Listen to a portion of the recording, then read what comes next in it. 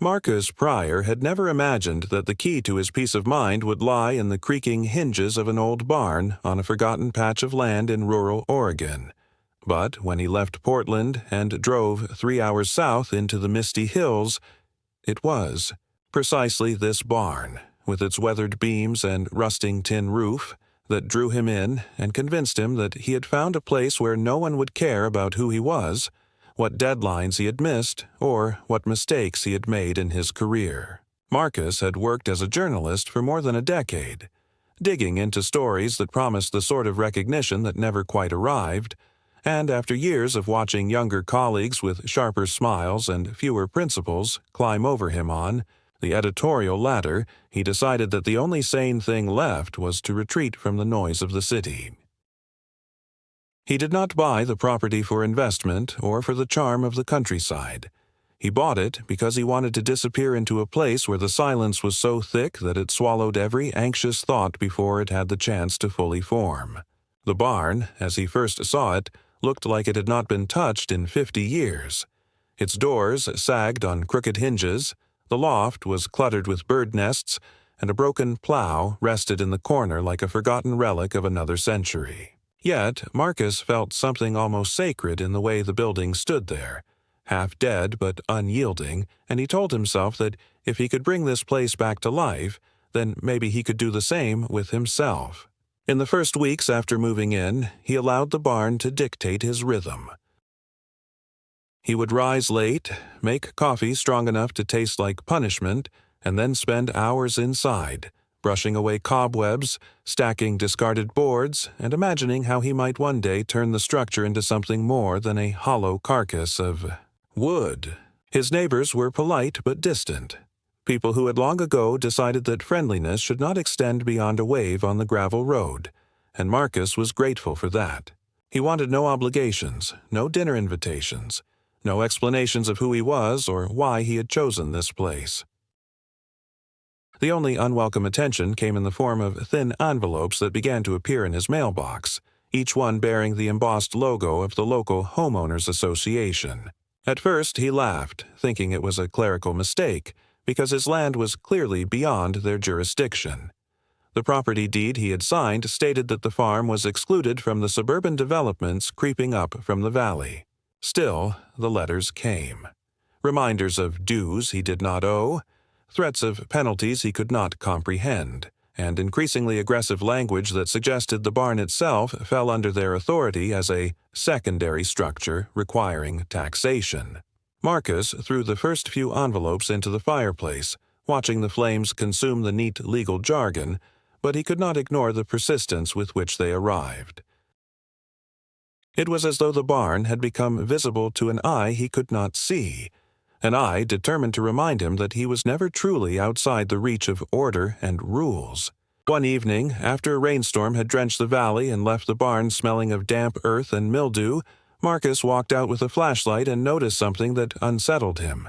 The padlock he had fixed to the barn door when he first moved in, a simple hardware store lock meant to keep raccoons and curious teenagers away, was gone. In its place hung a far sturdier device, the kind he had only seen in industrial settings, heavy and almost militaristic, with a digital keypad glowing faintly in the dark. He touched it, half expecting an alarm to scream, but nothing happened. The code was unknown to him, and the doors remained sealed. For a long moment he stood in the rain, the beam of his flashlight trembling as he pointed it at the alien lock, and felt a chill that had nothing to do with the weather. This was not vandalism. This was not the act of bored kids or rural pranksters. Someone had decided that his barn was no longer his to open, and they had done so with such confidence that they had not even bothered to hide their work. He stepped back, his boots sinking into the mud, and for the first time since leaving Portland, Marcus wondered whether he had made a mistake believing he could escape into obscurity.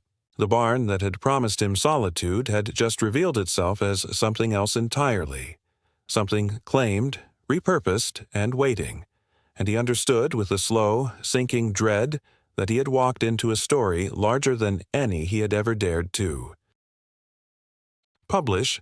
Marcus had dealt with strange mail before, But the envelope that arrived 2 weeks after the mysterious lock appeared was unlike the others, not because it was thicker or more official-looking, but because it contained a photograph that he could not have taken himself. The picture showed the interior of his barn, illuminated by harsh fluorescent lights, the wooden beams hidden behind sheets of metal paneling that had never been there when he last managed to step inside. In the foreground of the photograph stood several large black containers marked with symbols that looked governmental in nature, alphanumeric codes stenciled in white along their sides, and a steel desk with a laptop that appeared to be running some kind of monitoring program. What unsettled Marcus most was not the equipment itself, but the angle of the shot.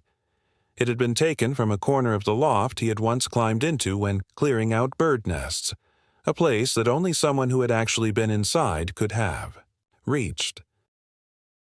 The letter accompanying the photograph was printed on HOA stationery and written in a tone that combined smug professionalism with something colder.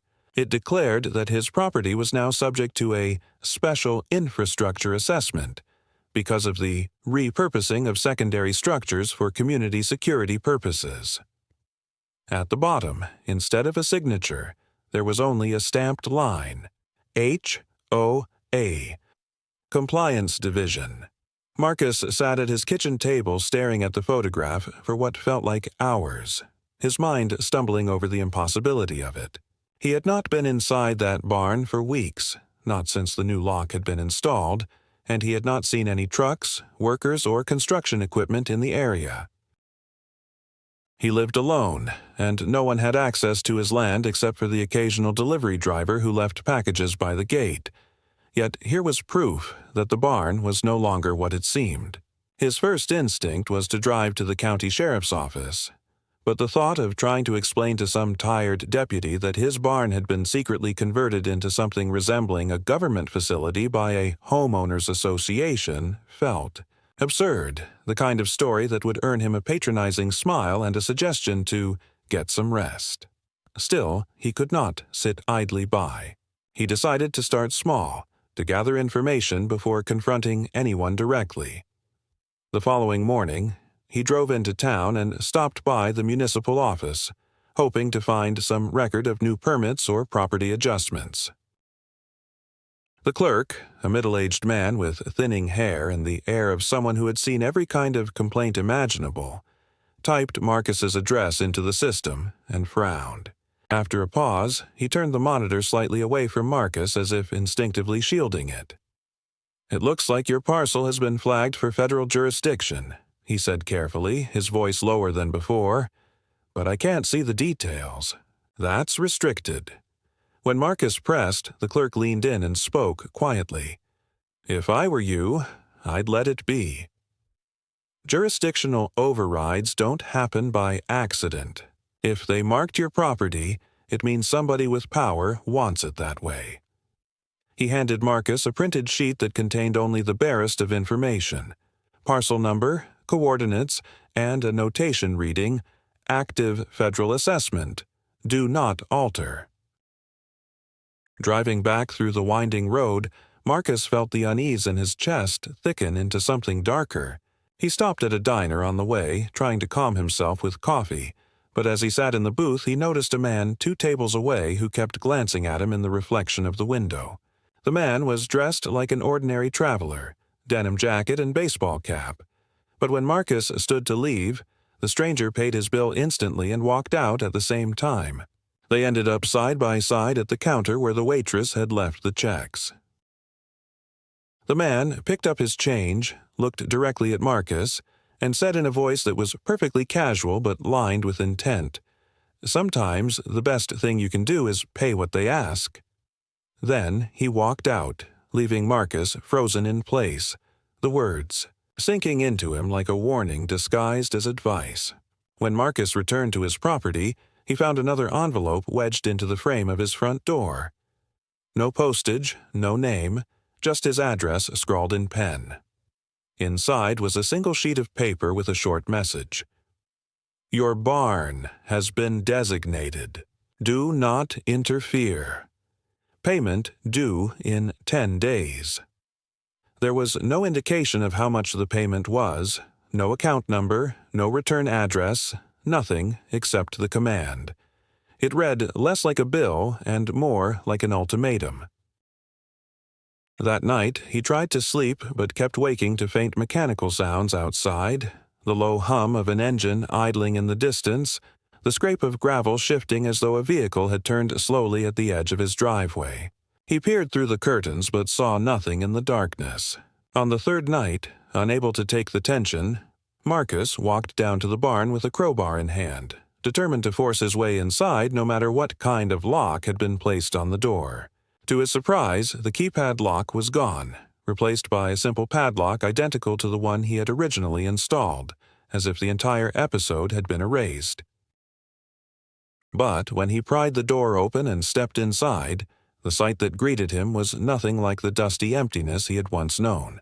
The barn had been gutted and rebuilt from within, smooth gray walls lined with embedded lights, cables running along the floor toward a row of sealed metal cabinets, and in the center of the space, a single desk with a computer terminal displaying a login screen he could not recognize. No chairs, no personal items, nothing that suggested ordinary use. He backed away slowly, heart hammering, and as he did, the terminal's screen flickered and displayed a new line of text. User detected. Session begin. He slammed the door shut and staggered back toward the house, realizing with horror that whatever had claimed his barn had now registered his presence, had recorded him as part of it. The next morning, another letter arrived. This one was short, printed in bold. Welcome to compliance. Non-payment is interference. Interference is subject to investigation. It was unsigned. Marcus held the paper in his shaking hands and understood that the Homeowners Association was no longer just an annoying bureaucratic entity sending him nuisance fines. It was a mask for something else, something that had turned his sanctuary into an operating theater for forces far beyond his comprehension, and now it had fixed its gaze directly on him. Marcus could have convinced himself that what he had seen in the barn was just a hallucination brought on by exhaustion, or perhaps some elaborate prank staged by people with more resources than sense, but the following days stripped away any hope of such explanations, because the pressure began to manifest not only in the space of his property but in his daily life, forcing him into a corner where each move he made seemed to tighten a noose he had not even noticed being tied around him. It started with small irregularities, things that could be dismissed at first. His electricity bill arrived with numbers that suggested he was consuming 10 times the power his modest house could possibly use. His internet connection repeatedly redirected him to log in portals he had never seen before, and when he called the utility companies, he was met with polite voices that spoke in scripted lines, telling him that federal oversight adjustments had been applied and no manual. Corrections were possible. He hung up each call with the sense that he had not spoken to a customer service employee, but to someone reading from a prepared sheet designed to discourage questions. The unease grew into dread when 2 men from the HOA appeared at his door on a Tuesday afternoon, dressed not in suits or uniforms but in the bland, anonymous attire of middle-aged suburban volunteers. They introduced themselves only as Mr. James and Mr. Harris, names so ordinary that Marcus suspected they were chosen precisely to be forgotten. They carried clipboards and spoke with a tone of absolute confidence, explaining that they were there to inspect his barn for structural compliance with community safety regulations. When Marcus told them that his property was exempt from HOA oversight, they smiled as though indulging the ignorance of a child and informed him that exemptions no longer applied because of emergency clauses passed in a recent amendment. Without waiting for his consent, they began walking toward the barn. Marcus moved to block their way, his voice firm as he demanded identification. But Mr. Harris simply tapped the side of his clipboard and said, "Everything you need to know is already documented in your compliance file." The phrase chilled Marcus because he had never seen such a file, and the implication was that strangers not only had one but believed he should accept its existence without proof. When they reached the barn, Marcus tried to assert himself, insisting they leave, but the men merely looked at the door, nodded to each other as though confirming a detail, and turned back toward the house. "Mr." James leaned closer as they passed and whispered just loudly enough for Marcus to hear. "Your presence has already been logged. We'll return when the environment is active." They left without another word, climbing into a nondescript gray sedan that carried no license plates, and drove off down the gravel road. Marcus stood in the yard, his fists clenched, realizing that they had not needed to enter the barn at all. Whatever surveillance or system existed inside had already taken note of him, and their visit was only a performance, a reminder that he was under observation from forces that did not require permission. That night, the intimidation sharpened. Around midnight, Marcus was jolted awake by the sound of metal clanging outside, and when he looked from the bedroom window, he saw the faint glimmer of light flickering through the slats of the barn's walls. Not the warm orange of a lamp, but the sterile white of industrial fixtures. He grabbed a flashlight and stumbled outside, his breath visible in the cold air, but as soon as he stepped into the yard, the light inside the barn went dark, plunging everything into silence. He approached cautiously, pressed his ear against the door, and heard nothing. When he returned to the house, he found that his front door was ajar, even though he had locked it before going to bed. Inside, nothing was stolen or disturbed except for a single sheet of paper placed on his kitchen table. It contained only 3 words: "Do not resist." The handwriting was neat, almost mechanical, and the paper smelled faintly of disinfectant, as though it had been sterilized. The next day, he sought help from the county recorder's office, hoping to find some legal leverage, but when he gave his name, the clerk raised an eyebrow and told him that his file was pending review by federal compliance authorities. Marcus demanded clarification, but she lowered her voice and said quietly, "If you push too hard, you'll trigger a level you don't want to see. Let it go." Her warning carried the tone of someone who had seen others try and fail, and Marcus left the office shaken, the realization sinking in that even local government employees were either complicit or too frightened to intervene. As the days dragged on, the psychological pressure escalated. Marcus noticed that his neighbors had begun to avoid eye contact, people who had once waved from their porches now closing their doors when he passed. He overheard fragments of conversations, whispers about the barn project and compliance, and when he approached one elderly neighbor for clarity, the man shook his head and muttered, "They told us you were part of it. Don't make me say more." That evening, Marcus found his mailbox stuffed with identical pamphlets bearing the HOA logo, each one reading, "Compliance ensures security. Interference is betrayal." He burned them all in a barrel behind the house, watching the flames consume the glossy paper, but the next morning his mailbox was full again, as though the act of destruction had itself triggered replacement.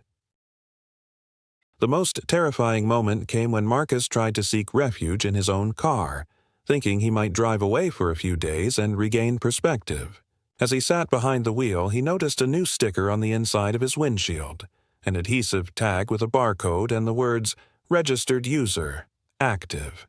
He had never seen it before, and the fact that it was inside the car meant someone had entered without breaking any locks. He ripped it off and threw it onto the passenger seat, but as he started the engine, the dashboard display flickered and a message appeared where the mileage should have been. Session in progress. He turned the ignition off immediately, sat, trembling in the silence, and understood that the control extended beyond the barn, beyond his property, seeping into every corner of his life. By the end of that week, Marcus realized he was no longer an owner defending a piece of land from bureaucratic overreach. He was a subject inside an experiment, an unwilling participant in a program that called itself an association but operated with the precision and reach of something far more powerful. And the more he resisted, the clearer it became that resistance was already anticipated, already built into their design, as though every step he took had been mapped in advance. Marcus had reached a threshold of dread where sleep no longer offered him any refuge, and each time he closed his eyes, he felt as though the darkness itself contained a presence waiting to remind him that he had been marked, observed, and catalogued, in a way that stripped his life of even the illusion of privacy. And yet the real breaking point came not with another anonymous letter or late-night disturbance, but with a discovery that proved the barn was no longer merely an object on his land, but the central axis of something vast that had already begun to change the definition of ownership and identity in ways he had never believed possible. It happened on a morning drenched in fog, when he decided, against every instinct, to enter the barn again. Not with anger or fear, but with the determination of a man who could no longer afford to pretend ignorance. He took with him nothing but a flashlight, though part of him doubted it would matter, because the barn had already shown that it could respond, adapt, and register him in ways that surpassed locks and physical barriers. When he pushed open the door, the transformation was more complete than before. The rough wooden walls had been replaced with seamless gray panels that gave off a faint hum, as though they were powered. And the loft, where birds once nested, was now gone entirely, replaced by a mezzanine lined with darkened glass that suggested observation booths. The air smelled of ozone and disinfectant, sharp and artificial, and when Marcus stepped forward, the lights along the ceiling activated in sequence, illuminating his path toward the center of the structure. There, on a sleek metal pedestal, stood a console with a blank screen. As he approached, words flickered across it. User 1179 recognized. Session resuming. His pulse hammered as he realized that the system had not only remembered him from his previous intrusion, but had already assigned him a number, stripping away his name in favor of a code that suggested he was part of an archive. The console then displayed a set of statements, each phrased like a compliance checklist. Do you accept oversight?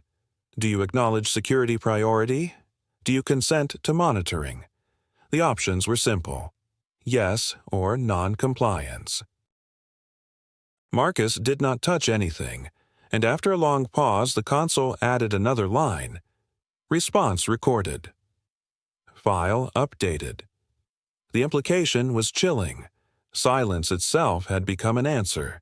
Terrified, Marcus fled the barn and drove directly to the county courthouse, hoping to speak with a judge or anyone in authority who might cut through the insanity.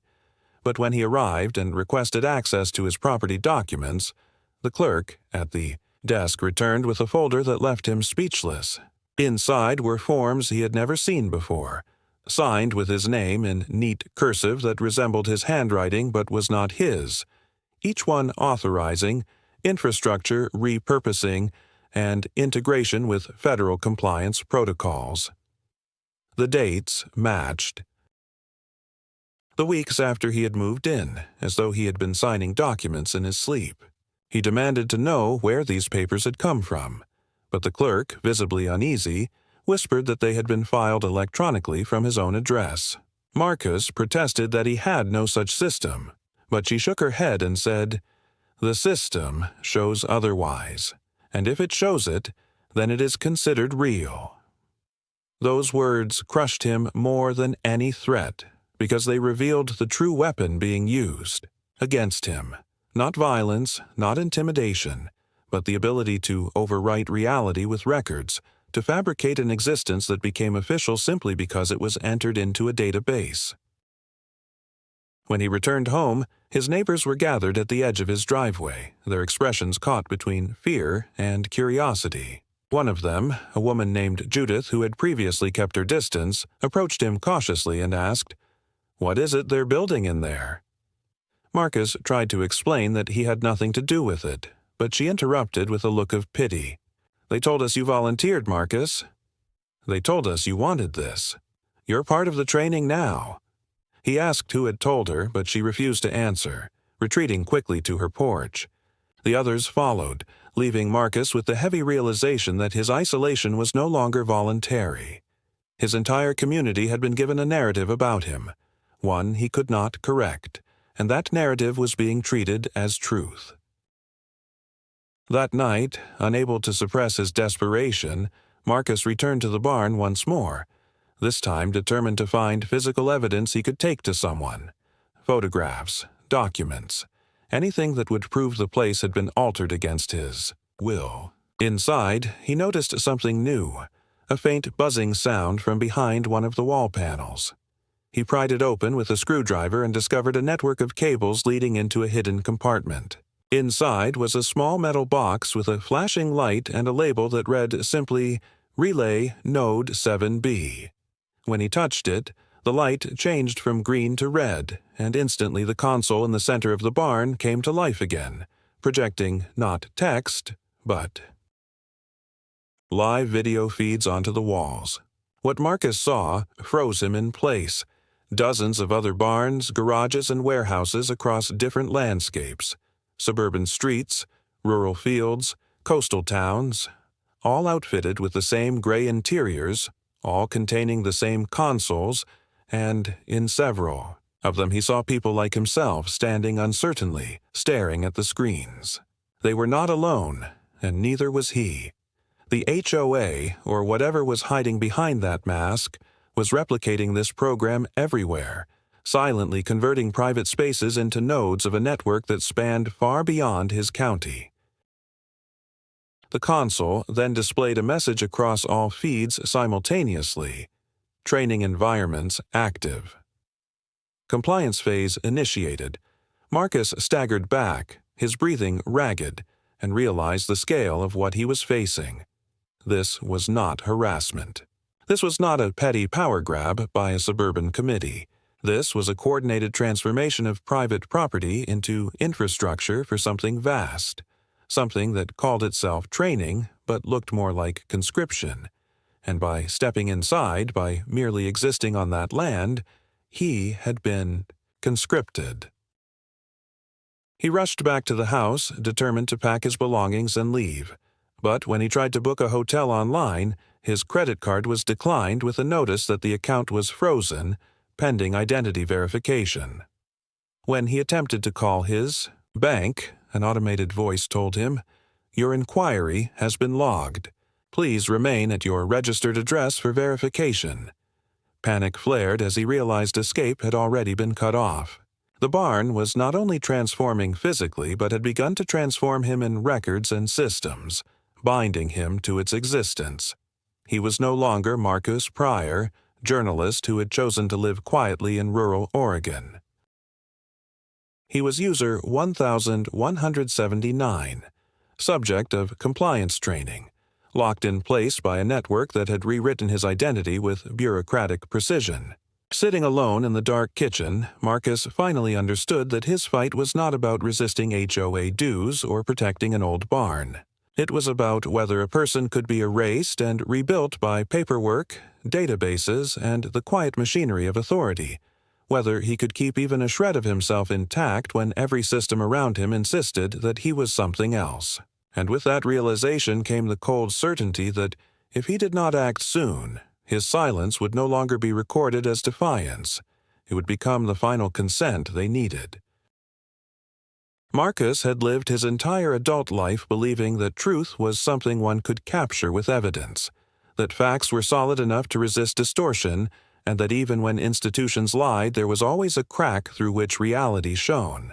But in the days following his discovery of the relay node and the video feeds, he was forced to accept that the enemy he faced was not trying to hide at all, because the more he sought evidence, the more he found himself surrounded by an avalanche of manufactured proof that contradicted his every move, and it was this inversion of reality that marked the true escalation, the moment when his fight shifted from uneasy observation to outright entrapment.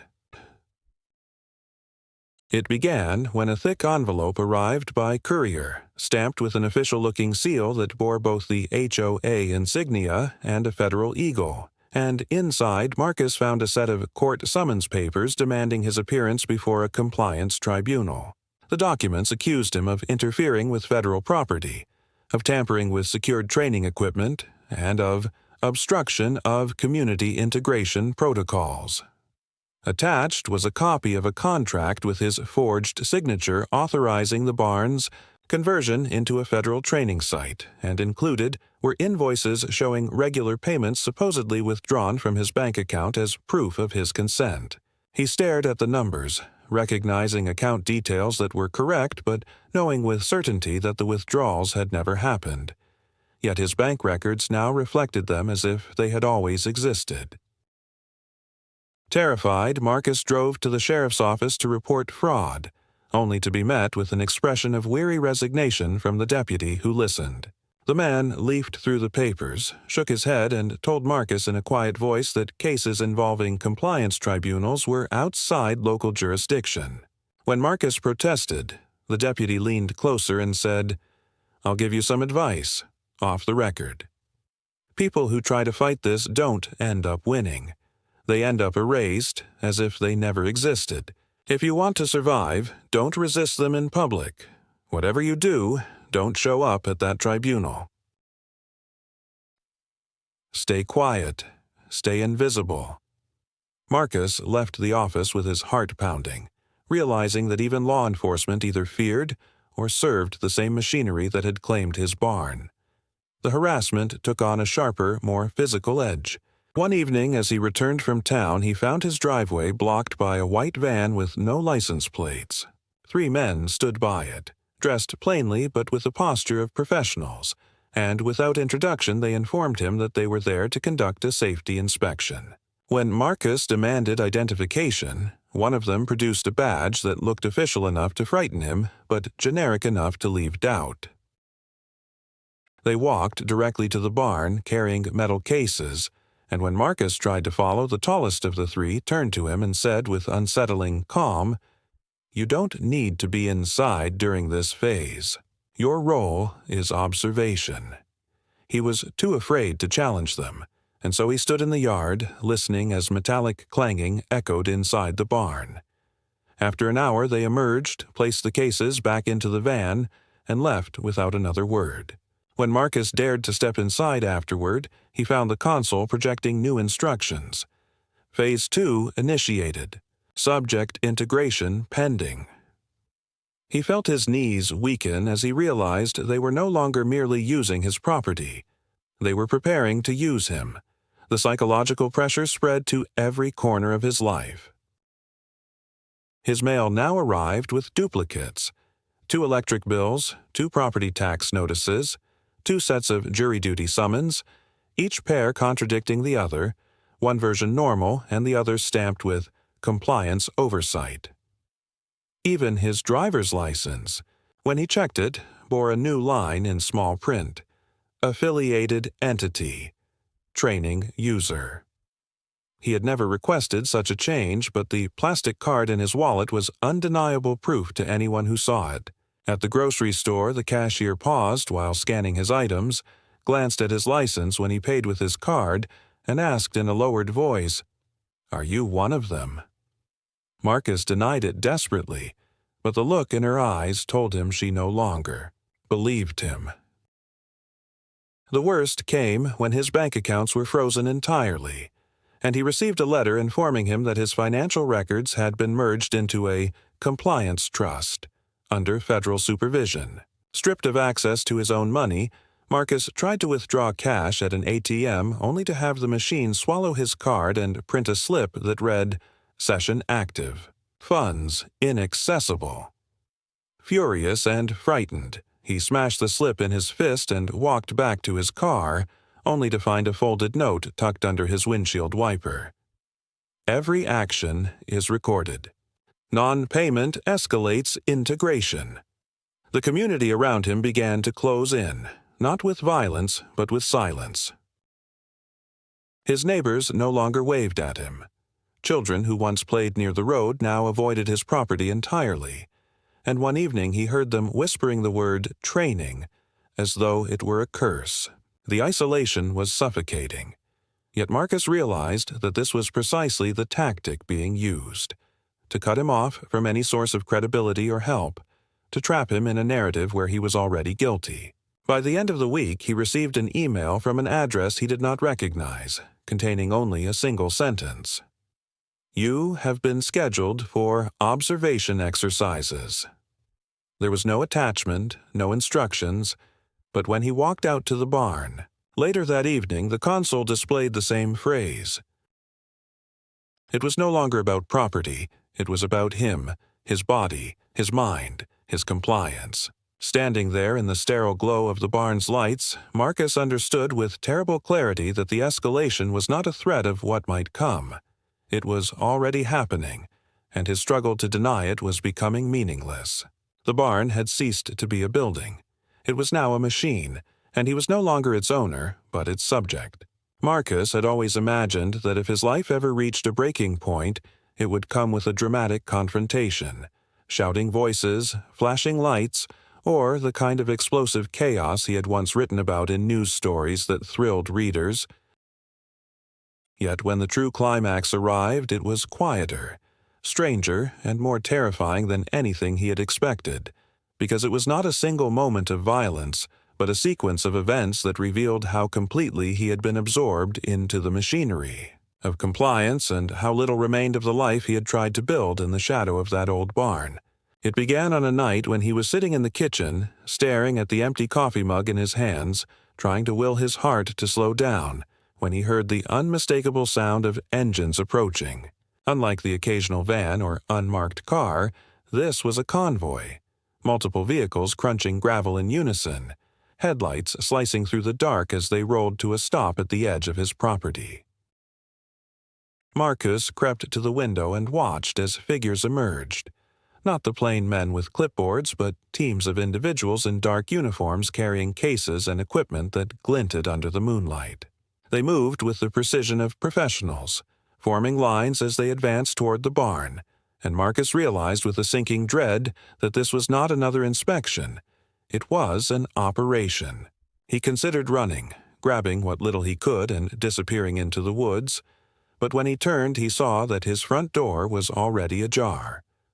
On the floor, just inside, lay an envelope with his name typed in bold letters. Hands shaking, he opened it and read a single line. "Tonight, you are integrated." The words were so stark, so absolute, that for a moment he could not breathe. He looked back out the window and saw the barn doors swing open as though controlled remotely. The interior glowed with an almost blinding light, brighter than anything he had seen before, and the figures filed inside, carrying their cases, setting up equipment. Then, almost impossibly, the console flickered on without anyone touching it, and a message appeared in letters large enough for Marcus to read even from the house. User 1179. Report. Something inside him snapped. He realized that if he did nothing, if he hid, the system would record his absence as non-compliance, and that would be the final justification to erase him completely. He forced himself to walk outside, each step heavy with dread, and when he reached the barn the figures parted, making a path for him as though he had been expected all along. No one spoke, no one restrained him. Their silence was more frightening than any order could have been. He stepped into the overwhelming brightness and approached the console, which now displayed a full dossier. His name, his date of birth, his past employment, even details he had never shared with anyone, all categorized under Subject Profile. Training, Phase 2. Below it, the words pulsed. Confirm integration. Marcus stood frozen, the weight of inevitability crushing him, and then something unexpected happened. One of the figures stepped forward, removed her helmet, and revealed a face he recognized. Judith, the neighbor who had once asked about the barn, her expression now calm, almost serene. She spoke softly so only he could hear. "It's easier if you agree." We all did. That's why we're still here. The revelation struck him harder than any threat. His neighbors had not abandoned him out of fear. They had already been absorbed. their silence the silence of compliance. He turned back to the console, sweat dripping down his face, and saw that the screen now gave him only two options: yes or erase. For a long, agonizing moment, Marcus hovered between them, his hand trembling, aware that every second of hesitation was being logged, recorded, transformed into data that would define him forever. In that instant, he understood that the system did not need his belief, did not need his approval. It needed only his participation, and even refusal would be cataloged as a form of consent. He looked at Judith, at the faceless figures waiting in perfect stillness, at the walls of the barn glowing like the inside of a machine, and realized that the fight he thought he was waging had never been about keeping the barn or preserving his property or resisting a homeowners association. It had always been about whether he could keep himself from vanishing inside a structure that rewrote reality one record at a time. And as his finger moved toward the screen, Marcus felt the crushing certainty that whichever choice he made, the world outside would never again see him as Marcus Pryor. He would either become user 1179, integrated into the faceless network of compliance, or he would be erased so thoroughly that he might as well have never existed at all. Marcus never remembered the exact second his hand touched the console, and later he could not say with certainty whether he had chosen yes or no, whether he had accepted integration or demanded erasure, because the moment his finger grazed the glowing screen, the barn was filled with a soundless pulse that seemed to press through his skull and into his bones, and then everything went dark as if the air itself had been switched off. When he opened his eyes again, he was standing in his kitchen, the coffee mug still on the table, the clock on the wall unchanged, as though no time had passed. Yet something was different. Not in the house, but in him, because when he checked the mailbox later that morning, he found no bills, no summons, no pamphlets, only a single white card with a barcode, and beneath it the words, "Active, user 1179. From that day forward, his neighbors greeted him again, smiling in the way people do when they recognize someone who belongs, and even Judith waved as though their midnight exchange had never happened, her eyes flat but untroubled, her life continuing with the seamless comfort of compliance. Marcus tried to fight the urge to question it, to scream that he had never agreed, but each attempt dissolved under the weight of a new reality that seemed universally accepted, because his bank accounts were suddenly restored, his utilities normalized, and the town treated him not as an outcast but as a member of something invisible yet omnipresent. When he walked past the barn now, the doors were locked with a simple padlock, no lights, no consoles, no hum of hidden machinery, and if he asked anyone about it, they laughed politely and said it was just an old building, nothing more. At night, however, Marcus sometimes woke to the faint glow of light seeping from the cracks in the wood, and though he wanted to go closer, his body never moved, as though he had already been trained to ignore what his eyes told him. In the weeks that followed, Marcus felt himself fading, not in body, but in presence. For though he still wrote his name on checks and signed documents, the world increasingly referred to him only by the number, the identifier on the card he carried, and no matter how hard he tried to assert his individuality, the systems around him responded only to that code. He walked through town, saw his reflection in the windows, and wondered if Marcus Pryor was already gone, if what remained was only the quiet residue of a man who had once tried to resist. And each time he passed the barn, he could not decide which was worse, that he had chosen integration, or that he had been erased so completely that the choice itself no longer mattered.